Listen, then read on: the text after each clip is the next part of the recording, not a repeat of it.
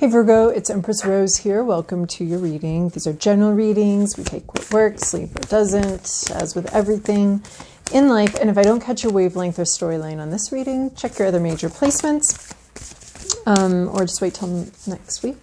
And if you haven't already, please do click that subscribe button because it makes me very happy. And it also helps other people find the channel.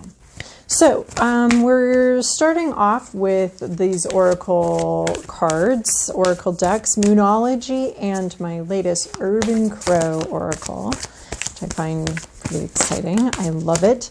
The meanings all seem very layered. Lots of ways to go. I might consult the book since I've only been working with it a couple weeks for an extra layer or more food for thought. We'll see. And yeah, and then we'll move on to the Tarot of Mystical Moments for a more traditional tarot spread. Okay. All right. Oh, Leo just got this card. Fascinating. Okay, and there's one I will be looking up. So we have a win-win outcome as far as is forecast full moon in Libra. Satisfying outcome. This isn't often that life presents us with outcomes in which everybody's happy with how things go and how things end up. But this is a win-win. Both parties are going to be happy with it. There's going to be some balance here, some reciprocity if we're dealing with a relationship. A business deal may end up going really well. Everybody's happy. Everybody's happy. Nobody feels like they lost or like they lost money or time or yeah, there's no sense of loss here. It's just a win-win outcome. And then we have adjustments are required, third quarter moon. So this card's been on my mind lately with adjustments are required. I usually think about it as you need to adjust something, adjust an expectation, adjust some sort of idea of how something's going to go, an idea of whether this win-win outcome is forecast. Because if you don't think it's possible, you're much less likely to find the win-win outcome if you don't think it's possible. For instance, if your parents didn't tell you that they were putting Easter eggs in the yard, it's going to be much more unlikely that you will go out and look for them. So we're saying the win-win outcome is forecast. It's possible. You may need to adjust expectations to realize, like, wait a minute, there are Easter eggs in the yard and I can go look for them. Or there's a solution here that to this problem or to this issue, or there's something here that where everybody can win. But adjustments required, so it could be adjusting your attitude, adjusting your expectations, but it could be a period of adjustment, of getting used to something, more like a temperance card, like getting used to something, understanding something, time needing to have its way, and time needing to, you need time to get used to an idea, time to adjust to something and get used to something. And then we have curiosity. I love this one. This is about the willingness to step away from the crowd, to find an open door and wonder what is behind that door, to approach a problem with curiosity. And maybe that's what brings in this win-win outcome, but to be very curious about something. See, this crow has left the other crows behind and is now, here is Captain Jack. And is now here, much like Captain Jack, and is now inside. A lot of curiosity. Ask questions. Ask questions.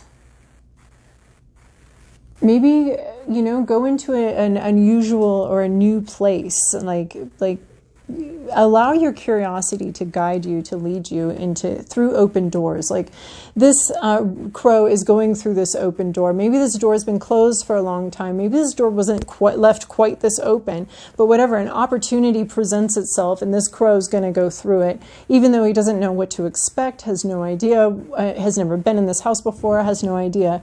But he's going to go through that door and see what's there. I mean, and that could be about the adjustments. Like just having a sense of curiosity. Maybe you need to adjust from like, I already know what this is going to be like, to, okay, what is this? Maybe I need to ask some more questions. Maybe that's how you need to adjust, is more open-minded, more asking questions instead of sitting in certainty that this isn't going to work, or, one of us has to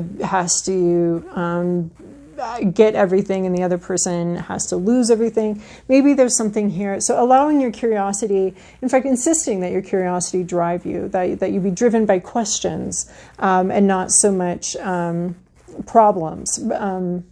Yeah, that very open-minded thinking. We have an open door, and we have taking that opportunity. An opportunity opens up, and if your mind is closed to it, you won't see the door even cracked open or even wide open if your mind's closed to it, not expecting to see that. Whatever, so that curiosity even allows this bird to even see that the door might be open. And then, what treasures might lie here, I don't know. Let me go inspect. And then we have direction. So this almost seems like an opportunity opens and you go through it and you get a sense of direction. You see where this is all going. You see, or you at least get some sort of glimpse or some sort of glimmer of where this might all be going, what direction you would like to head in. It's almost like an opportunity opens up and you see possibilities and you get a new direction. You get adjustments are required. Maybe that's it. And the adjustment is having a direction. I am going to read it because I like it. Each evening at around dusk, hundreds of crows fly over my apartment on their way to their evening roost in Bothell. They are not distracted by the sights and sounds of the city. The crows are focused on one direction. When you know where you're going, it's easier to stay on the path. Direction brings clarity and creates a roadmap to success. So, and this curiosity can also be about like doing research and trying to understand something and trying to see something better. And maybe this is what gives you direction and clarity. Love clarity, right?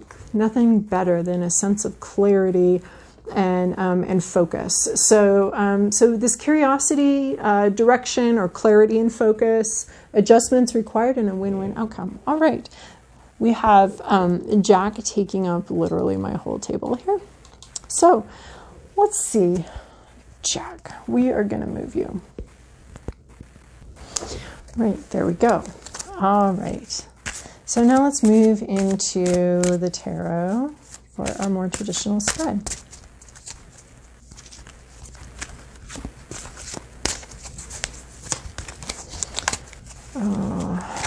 Okay, Virgo, this is your past, your present, your inner landscape. What's at issue? Your environment, to-do list, possible outcome. Okay. Wow. Fascinating. Yet another reading without a lot of major arcana. You do have the major arcana. You have the lovers in reverse here, but that's the only one that's a choice not being made yet. So that's maybe the theme here, but it looks like you need some direction. So hopefully this third quarter moon, adjustments required, will bring some of that for you. So in your recent past, you have Knight of Pentacles. This is a slow moving energy. Really, this night nights are supposed to be communication. This night is like really slow communication, plodding. I'd like to see a Clydesdale here, but we have a horse made of oak. So I feel like that's pretty slow growing, slow moving. It grows, it can be a giant, huge monument, this oak horse. Once it gets planted and starts growing, it can grow into something very solid and very amazing. But getting there can be a little bit slow moving. So Knight of Pentacles, super slow moving, super slow communication, but there is a lot of planning. There's a lot of thinking things through. She's got this top hat here, which Welz-Stein always reminds me of thinking. And she's got this top hat here, and she's looking towards the future, and she's dreaming and thinking about something in the future. So there's like this inspiration, this sort of spring idea and this inspiration, but it's not moving. It doesn't have the motion of spring. It has the motion of winter, of stasis, of slow, very slow moving. Maybe the motion of summer. It's not a fast changing night here. It's a very slow moving night with a lot of thinking things through, thinking about the future, figuring out maybe even some sort of pattern or where you want this to go. So there's been some slow moving energy. But now in your current situation, we have Ace of Pentacles. Something has begun. Did you guys get this last week too? I don't know. Something has begun. This Ace of Pentacles, this is a solid start in reality in 3D, right? So maybe we were just slowly talking about this, very slowly, and, you know, yeah, I'll send you the plans in a couple weeks, okay? I'll send you my response to those plans in a couple weeks, you know? And then now we've actually got something started. Something has begun in the real world. And look at these roots. These roots have been going on a long time. Maybe these roots are connected to some sort of cups process, wands process, swords process, you know, communication or feeling or intuiting, like something like that. It's got this massive root system we can't see. What we're seeing right now is, I mean, it's been a long time coming and a long time, you know, just getting to this point. We're not even seeing the roots yet. We're still seeing this stem. To us, it may look like, oh, this thing is just beginning, but it's not just beginning. The reality of it, the history of it is that it's gone on for a long time. But in reality, according to what we can literally see and literally touch, the tangible reality is that we're just at the beginning. And I love it because this is an oak tree that we're growing. This is huge. This is massive. This is something very solid. It's been a long time coming, but we're now finally getting a beginning at it, a beginning that we can see and we can touch and we can interact with in the 3D. This is something beginning. This might be a new job, a new relationship, a new project, anything like that, you know, was in the planning stages for a really long time. Now we're starting to see some payoff here and something actually happening in reality. In your dreams, your hopes, your fears, your inner landscape, what you're dreaming about is Queen of Cups. Queens are just internally focused. They're probably a real person. This may be you. This may be somebody that's on your mind. This Queen of Cups is very, the Queen's very private, kind of closed up. It's a private thing. It's a very private feelings, private emotions, but boy, does she know, she or he, know what they feel. They know what they feel. In other decks, there's a locked journal that the Queen is carrying. So there's a lot of feeling here, a lot of clarity. The Queens are very internally focused. So this Queen is very clear on how they feel. You'd either like clarity on how you feel. You'd like more clarity, more maybe direction. Maybe you're requiring some curiosity as you open up your own clamshell and see what's inside your heart and how you really truly feel about a situation. But we also have, this also could be someone you'd like to interact with, someone you'd like to have in your life. I guess it's probably you, but it could be somebody else that knows how they feel. And they have a lot of feelings, and maybe you'd like to crack those feelings open and see how they actually feel, how this person feels about the situation. Because it's very, you know, we're in like some sort of murky, feely water here. And how do you feel about the situation? You're kind of keeping it to yourself, but you might be wanting to explore that more, wanting to see, how do I feel about this thing? This thing's coming into reality. I can see it, I can touch it, but how do I feel about it? And wanting to know more about that, or maybe even wanting to keep that very private, how you feel about this new thing coming into reality and actually being able to see it and touch it. So this Queen of Cups seems like these emotions are very deep and they're very shut. They're very shut. The Venus in the clamshell, she is not. She is the octopus sitting on top of a shut clamshell. And I do love a seahorse so much. I named my Campfire Girls troop in 2nd grade the Seahorses. So I do like, because we live by the ocean or by the sea. And I loved horses. So seahorses, perfect. Made so much sense. So I think it's an underused mascot, honestly. I'd like to see more seahorse teams, high school and college mascots be the seahorses. So what's the issue? The Lovers. Lovers always ask us, the Lovers is a choice. It's a choice on how we're going to fuel our movement through life. What is that fuel going to be? What are we going to put in the tank? Are we going to put conformity, expectations, or love? How is it that we move towards the things that we love? It's a choice between thinking and feeling. It can often,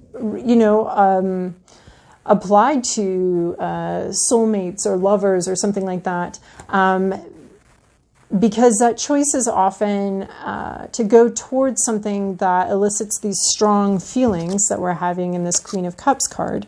It's often unconventional and not easily explainable. So the choice the Lovers offers us is, or what the Lovers card brings up is, are we going to move towards what's conventional, what makes sense, what we're supposed to do, or are we going to move towards where our heart is calling us, which is like, the heart's really crazy, as we all know, and has its own mind in its own ways and what it wants to do, and it often doesn't necessarily mesh perfectly well with our lives and doesn't make a lot of sense and can be very frustrating to deal with.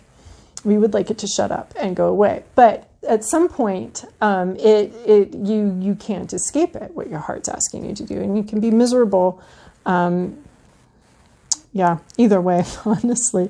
But so this reverse is about a choice not made yet, or not being made, or a choice to operate out of fear. Instead of moving towards what you love, you move away from what scares you, or oftentimes moving away from what brings you to life, right? And so what if we lived our lives and moving just towards what we wanted, what brought us to life, you know, like good little amoebas moving towards life, you know, not letting ourselves, I don't know if I can even talk about this subject or this concept, not letting ourselves, not moving towards, you know, well, I'm getting, as if you're an amoeba, I'm getting dried out here in the sun, but I was told I needed to do it this way, so I'm going to do it this way, even though I feel like I'm probably dying.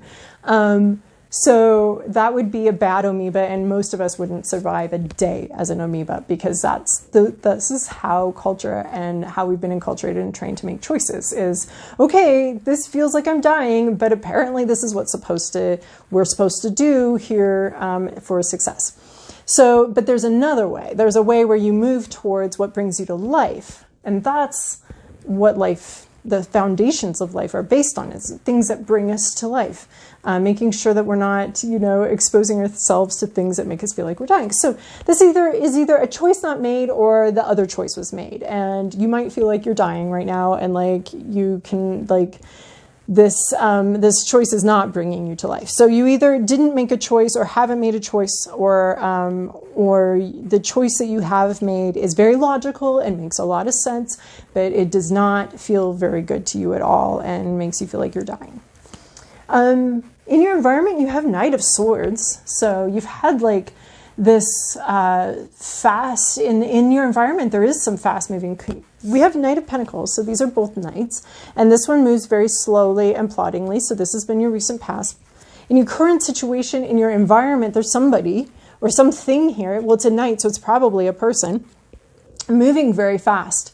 They have a lot of clarity, they know what they want, they know what they think, and they're sharing it, and they're busting through, you know, whatever lack of clarity is there, this person is busting through it. They're very clear, maybe a little rash, maybe a little fast moving. This is a very fast moving energy, but it does bring a lot of clarity, a sudden insight, sudden communication. Someone around you has engaged in that, or will be engaging in a sudden communication that brings a lot of clarity, brings a lot of things to light. Whatever was murky, whatever was unclear here, this is either a smart idea, an epiphany, but it is communication and movement. It's fast and it brings a lot of clarity, which is great. It's like this. It's this same energy right here, this fast moving direction. Look, they're going in the same direction, and they've got clouds all around them too. And they have a direction. They have some clarity. It's beautiful. It's angelic. It's perfect clarity. It's lovely. And then in your current situation or your to-do list, and this isn't necessarily a do this or else, this is a look for opportunities to engage with this energy. 10 of Wands.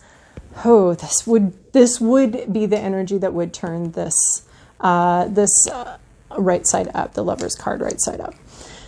Because this is everything you're supposed to do, the way you're supposed to make decisions, the way you're supposed to live your life, the logical thing, the thing that's been burdened. This 10 of Wands is putting your burden down, because look, you see what you want. You see the flower that you want, the tulip you want. You see it.